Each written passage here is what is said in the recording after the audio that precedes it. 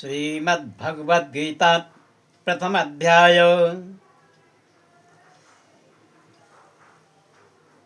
24वां श्लोक प्रारंभ होगा। कल के प्रसंग में अर्जुन ने श्री मधुसूदन जी से निवेदन किया था, प्रभु मेरे रथ को वहां ले चलिए जहां पर कौरवों का दल मुझसे लड़ने के लिए स्थित है।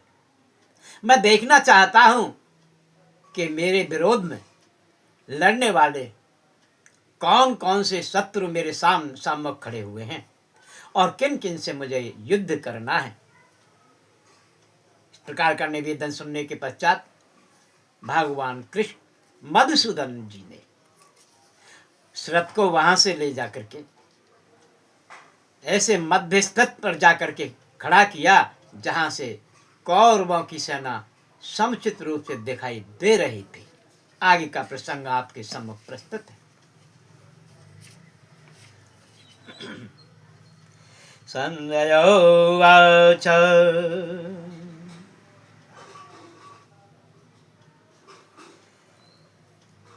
एवमुक्तो ऋषिकेशो गुडकेशेन भारत सेनयोर्भयोर्मध्ये स्थापितं रथोत्तमम् भीष्मद्रोणप्रमुखतः सर्वेषां च महीक्षिताम् उवाच पार्थ पश्यैतां समवेतां ते कुरुणीति।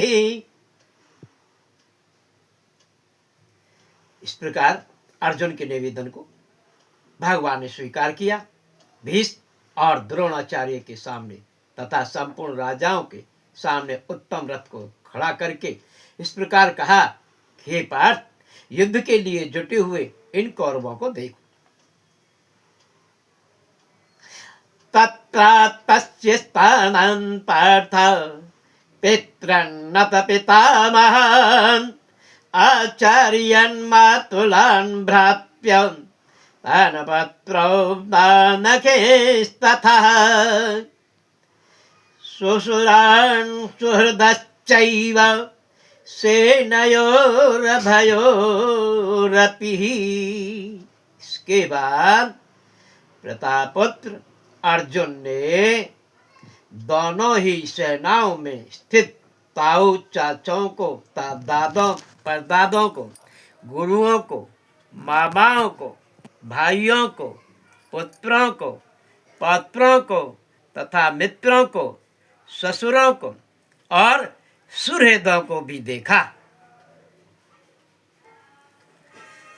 तस्मिन् क्षणश कौन्तेय सर्वा बन्धुवस्थितान् कृपया परयाविष्टो विशदन्निद्ममब्रवीत्।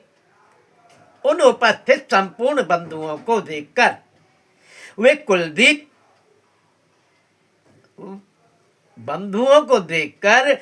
कुंती पुत्र अर्जुन अत्यंत करुणा से युक्त होकर शोक करते हुए यह वचन बोले। क्या वचन बोले?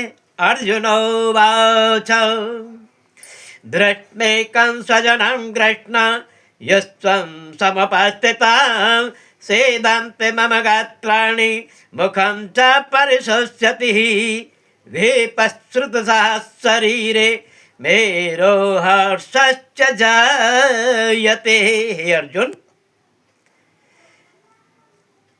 युद्ध क्षेत्र में डटे हुए युद्ध के अभिलाषी इन स्वजन समुदाय को देखकर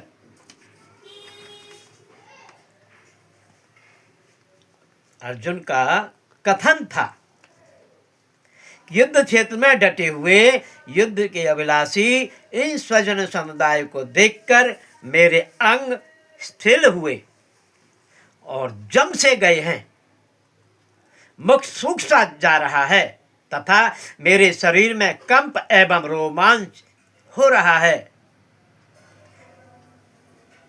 हे प्रभु, मेरे हाथ से गांडीव धनुष गिरा जा रहा है। गांडीवं संसृते हस्ता पक्षैव परिदृहते न च शक्रोम्यवस्थातं भ्रमतीता च मे नमः। हे प्रभु, मेरे हाथ से गांडीव गिरा जा रहा है और त्वचा में भी बहुत जलन हो रही है तथा मेरा मन भ्रमित सा हो गया है, इसलिए मैं खड़ा रहने के भी सामर्थ्य नहीं रखता हूँ।